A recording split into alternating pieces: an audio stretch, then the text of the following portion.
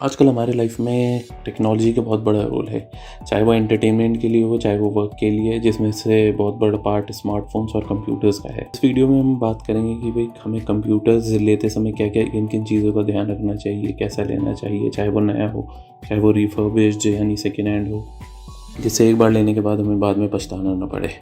तो रिफर्बिश्ड का actual meaning ये रहता है कि जैसे कोई प्रोडक्ट है, वो कम बाय चांस की बात है, कंपनी ने डिफेक्टेड बेच दिया या फिर कस्टमर के पास गया तो वो रिजेक्ट कस्टमर ने कर दिया किसी भी वजह से, चाहे उसमें ब्रेकेज है, कुछ भी फॉल्ट है, तो कंपनी उसे ठीक करके या तो डीलर्स को बेचती है या फिर डायरेक्ट ओपन मार्केट में बेचती है। तो रिफर्बिश्ड का एक्चुअल मीनिंग बेसिकली यही रहता है। और जैसे ओल्ड हो गए, किसी के पास सेकेंड पुराना कंप्यूटर पड़ा है, वो बेचना चाहते हैं, तो ये रिफर्बिश्ड कैटेगरी में हम उन कंप्यूटर्स को लेंगे जो कि सेकेंड हैंड में, ओल्ड में या फिर कंपनी से रिजेक्टेड हो सकता है आपको वीडियो एंटरटेनिंग ना लगे, क्योंकि शायद इसमें उस तरीके का धड़क भड़क एंटरटेनिंग नहीं होगा शायद कुछ आपको। बाकी यह है कि अगर आप पूरा वीडियो एंड तक देखेंगे तो कहीं ना कहीं आपको अच्छी नॉलेज मिलेगी। इस वीडियो में हम अपने टॉपिक से रिलेटेड बात करेंगे, जो कि है हमें रिफर्बिश्ड कंप्यूटर लेना चाहिए या नया लेना चाहिए। बाकी आप हमारी और वीडियोस देख सकते हैं ज़्यादा प्रोडक्ट के डिटेल्स में जाने के लिए। रिफर्बिश्ड लेने की सिनेरियोज क्या क्या होते हैं। सबसे पहला है कि भाई बजट, कि अगर आपका बजट कम है जिसमें आपका नया कंप्यूटर नहीं आता, तो आपको ऑब्वियस सी बात है कम बजट में आपको रिफर्बिश्ड या सेकेंड हैंड ही लेना पड़ेगा। अब दूसरा सिनेरियो क्या आता है कि भाई जो सॉफ्टवेयर है या जो सॉफ्टवेयर प्रोवाइडर है वो बोलते हैं कि भाई आपको i3 या i5 लेना है कंप्यूटर, बेसिकली इंटेल का i3 या i5 लेना है, बट उसमें वो जनरेशन मेंशन नहीं करते। तो ये भी एक सिचुएशन हो सकती है कि जिसमें आप वो लें। तीसरी सिचुएशन क्या आती है कि भाई आपने मल्टीपल कंप्यूटर लेने हैं, बट आपके बजट नहीं है कि भाई आप नया सेटअप कर पाएँ और आपको वर्ड और एक्सेल ही चलाना है, तो उस केस में भी आप सेकेंड हैंड कंप्यूटर्स ले सकते हैं डिपेंडिंग ऑन योर बजट। या फिर आप कोई एक स्पेसिफिक काम करना चाहते हैं जो कि आपके पुराने हार्डवेयर में भी हो सकता है, तो भी आप ये ले सकते हैं। ये भी बेस्ट डील कैसे मिल सकती है आपको रिफर्बिश्ड में। तो सबसे पहले तो ये देखना है आपने कि भाई उसमें कोई डैमेज तो नहीं है, कि उसकी कंडीशन वगैरह कैसी है।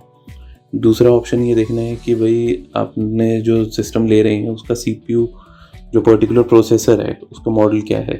उसके लिए आप CPU-DZ नाम की एक एप्लीकेशन आती है जो कि आप डाउनलोड करके चेक कर सकते हैं। तीसरी सिचुएशन क्या आती है कि भाई कि कितने साल पुराना है, मॉनिटर हो गया या पर्टिकुलर हार्डवेयर हो गया, जिसका मॉडल भी आप ऑनलाइन सर्च करके चेक कर सकते हैं। और इसके बाद ये है कि भाई सबसे पहले आपने उनसे प्राइस पूछना है। फिर अगली सिचुएशन आती है भाई कि भाई इसमें वे वारंटी दे रहे हैं वो या नहीं दे रहे हैं। किसी किसी केसेस में होता है कि 95% नहीं मिलती आपको, 95% नहीं मिलती है वारंटी, बट हो सकता है कि आप तो आपको वारंटी भी दे दें वो। अच्छा, एक चीज़ और है, रिफर्बिश्ड या सेकेंड हैंड कंप्यूटर लेते समय एक जो सबसे बड़ी चीज़ आपने ध्यान देनी है वो है CPU का जनरेशन, चाहे वो इंटेल में हो चाहे वो AMD में हो। उसमें क्या रहता है कि भाई कोई अगर आपको रिफर्बिश्ड या सेकेंड हैंड बेच रहा है कंप्यूटर, तो वो आपको ये बोल रहा है कि भाई मेरे पे i7 है या i5 है, तो आप उसे कंपेयर करने लग जाते हैं कि भाई आजकल जो i5 या i7 आ रहा है उसका प्राइस तो इतना है, अच्छा मुझे इतने सस्ते में मिल रहा है। तो वो सस्ते में इसलिए मिल रहा होता है आपको कि भाई जो जनरेशन होगी उसके i7 या i5 की, वो आपके जनरेशन जो नए वाला सिस्टम आ रहा है वो उससे काफ़ी पीछे होगी, या फिर अगर आपका लेटेस्ट के कंपैरिजन में वो दूर दूर तक नहीं आएगी। अब मान के चलिए कोई नया डुअल कोर CPU भी लेता है, बट अगर आप उसको किसी i3 पुराने से कंपेयर करते हैं तो उससे बेटर होगा डुअल कोर जो आजकल के टाइम का आएगा जनरली जो आपको। और अगर आप ये देखते हैं कि भाई जो i7 आजकल चल रहे हैं वो चल रहे हैं 9th या 10th जनरेशन, 11th जनरेशन के जो भी i7 आ रहे हैं, उसको आप पुराने किसी सिस्टम से कंपेयर नहीं कर सकते। पुराना i7 से जो आजकल का i3 है वो हो सकता है आपको पिछले दूसरी या पहली सेकेंड जनरेशन या थर्ड जनरेशन का i5 स्पीड दे रहा हो, जो कि आजकल का i3 दे रहा हो। तो इसलिए कभी भी जनरेशन चेक करना ना भूलें। जनरेशन सबसे पहले चेक करें कि CPU का जनरेशन कौन सा है, उसी पे आपकी डिपेंड करती है स्पीड वगैरह। जनरली आप ऑनलाइन सर्च कर सकते हैं कि इन CPU के क्या बेंचमार्क आ रहे हैं, कौन सी रैंक करता है ये, उस पर भी आप ट्राई आउट कर सकते हैं। बट कभी भी आप ये ना देखें कि भाई वो वाला i5 मेरे को इतने में मिल रहा है, तो आपको सस्ता इसलिए भी मिल सकता है कि भाई कभी इस लालच में आकर कभी आप i7 या i3 कभी इस लालच में आकर कभी कोई सिस्टम ना लें आप, तो नए किस सिचुएशन में ले सकते हैं आप। पहला तो ये आगे भी बजट इशू नहीं है कुछ, ठीक है। दूसरा सिचुएशन क्या आती है जो कि आपका स्पेसिफिकली सॉफ्टवेयर डिपेंडेंट है, जो कि लेटेस्ट आपका हार्डवेयर ही रिकमेंड करेगा, तब ले सकते हैं। तीसरी सिचुएशन क्या आती है कि भाई आपको कोई कंप्यूटर लैब चाहिए, ठीक है, तो उसमें आप ये कर सकते हैं कि नॉर्मल यूसेज वगैरह करनी है और उस पर आप एक सर्वर बेस लगा के आगे थिन क्लाइंट यूज़ कर सकते हैं, जिसके साथ आपको वारंटी में मिलेगी मिनिमम 3 इयर्स की, और आगे चल के आपका लैब भी प्रॉपर्ली चलेगा। चौथा आते हैं भाई अगर आपका हार्डवेयर ने 10 से 15 घंटे काम करना है कम से कम, तब भी आप नया ले सकते हैं, क्योंकि पुराना हार्डवेयर रहेगा तो वो उसके लिए बेटर ऑप्शन नहीं रहेगा। अब पांचवा ऑप्शन क्या रहता है कि भाई अगर आपको कोई सर्वर चाहिए कोई की स्पेसिफिक नीड के लिए, तो सर्वर यही रिकमेंडेशन रहती है कि आप नया लें। अब हम बात करते हैं कि नए कंप्यूटर की डील हम कैसे बेस्ट ले सकते हैं, या बेस्ट डील हम नए कंप्यूटर में कैसे ले सकते हैं।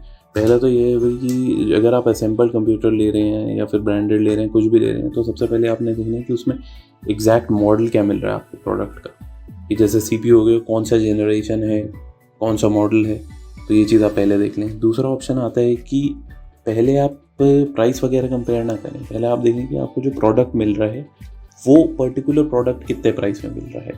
जैसे SMPS हो गया, कैबिनेट हो गया, तो कोटेशन अगर आप कहीं से लेते हैं 2-3 जगह, तो सबसे पहले प्रोडक्ट कंपेयर करें। जैसे कोई पर्टिकुलर जनरेशन है तो उसमें बहुत सारे वेरिएंट्स होते हैं CPUs के, चाहे वो i5 हो, i3 हो, डुअल कोर हो, या i7 हो, i9 हो, कुछ भी हो, तो ये चीज़ भी ध्यान में रखिए। अब जैसे ग्राफिक कार्ड आ गया हमारा, तो ग्राफिक कार्ड में भी पर्टिकुलर एक अलग अलग स्पेसिफिकेशंस होती हैं, 2 फैन, सिंगल फैन, वो भी चीज़ ध्यान में रखिए आप। SMPS हो गई हमारी, अगर कोई पर्टिकुलर SMPS 500 वाट की है तो 500 वाट में अलग वेरिएंट भी आता है, पर्टिकुलर स्पेसिफिक मॉडल आता है जिसकी ड्यूरेबिलिटी, वारंटी वगैरह हर चीज़ की डिफरेंट होती है।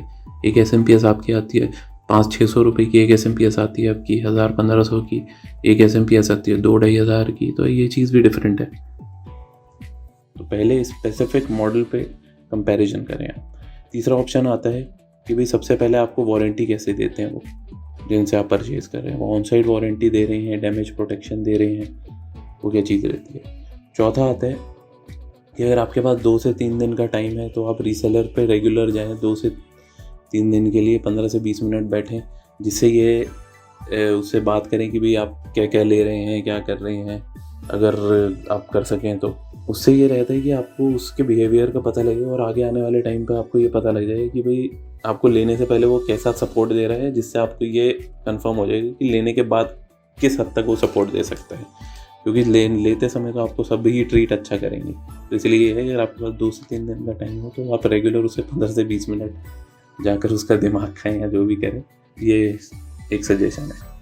एक सिचुएशन ऐसी भी आती है कि भाई आपके पास बजट थोड़ा ज़्यादा है बट आप उसमें नया नहीं ले सकते, बट कुछ पार्ट्स ऐसे हैं कि जो नए ले सकते हैं। तो उसमें पहला ऑप्शन हमारा ये आता है कि आप मदरबोर्ड, CPU और रैम नया ले सकते हैं अगर आप री इंस्टॉलेशन कर सकते हैं OS की। तो क्योंकि क्या है कि इसमें हार्ड ड्राइव जो रहेगी वो आपकी हार्ड ड्राइव स्टोरेज जो रहेगी वो सेकेंड हैंड रहेगी, तो उस केस में ये हो सकता है आपको री इंस्टॉलेशन करनी पड़े, क्योंकि वो क्रैश भी हो सकती है इन केस। एक ये सिचुएशन है। दूसरी सिचुएशन क्या आती है जी, SSD, कैबिनेट और SMPS ले सकते हैं अगर आपके पास ज़्यादा बजट नहीं है, थोड़ा ही बजट है, क्योंकि एक ये भी मेन कंपोनेंट रहते हैं जिससे आपके सिस्टम एक तरीके से नए जैसा परफॉर्म करेगा। अब तीसरा है कि भाई मॉनिटर सेकेंड हैंड लेने, बाकी motherboard, processor, RAM, hard drive, SMPS वगैरह जो है वो आप नया ले सकते हैं, जिससे आपको ये रहेगा कि भाई आगे के लिए कम से कम ये तो डैमेज नहीं होगा। मॉनिटर तो आप बाद में भी चेंज कर सकते हैं। तो भाई रिफर्बिश के बेनिफिट क्या हैं? सबसे पहले तो ये भी कम बजट में आपका काम हो सकता है, अगर आप कम बजट में कर सकते हैं तो। दूसरा है आप मल्टीपल कंप्यूटर लगा सकते हैं, जो कि नया सिस्टम आपका एक आएगा, सेकेंड हैंड आपके 2 या 3 आ सकते हैं उसी नए के प्राइस में, अगर आपको कोई स्पेसिफिक वर्क है जो कि आपके सेकेंड हैंड में चल रहे। अब देखते हैं भाई रिफर्बिश्ड या सेकेंड हैंड के डिसएडवांटेज क्या है। 90% चांसेस हैं कि आपको वारंटी ना मिले, ठीक है।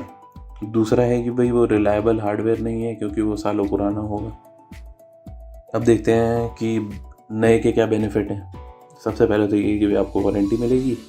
अब दूसरा आ जाता है कि आपका हार्डवेयर नया होगा तो आपका रिलायबल रहेगा। अब हमारा लास्ट में ये रहता है कि भाई कंक्लूजन क्या है, रिफर्बिश्ड या नया कौन सा बेटर है।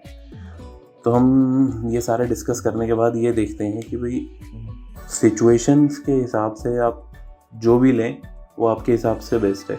ऐसा नहीं है कि आपने सेकेंड हैंड ले लिया तो बेकार है, या नया ले लिया तो आपने पैसे ज़्यादा लगा दिए हैं। डिपेंडिंग ऑन सिचुएशन दोनों ऑप्शन सही हैं, बट ये है कि अगर आप थोड़े पैसे खर्च कर सकते हैं तो नए में जाएं, तो वो सबसे बड़ा पॉजिटिव पॉइंट रहता है, जिससे आपको वर्किंग में प्रॉब्लम ना आए।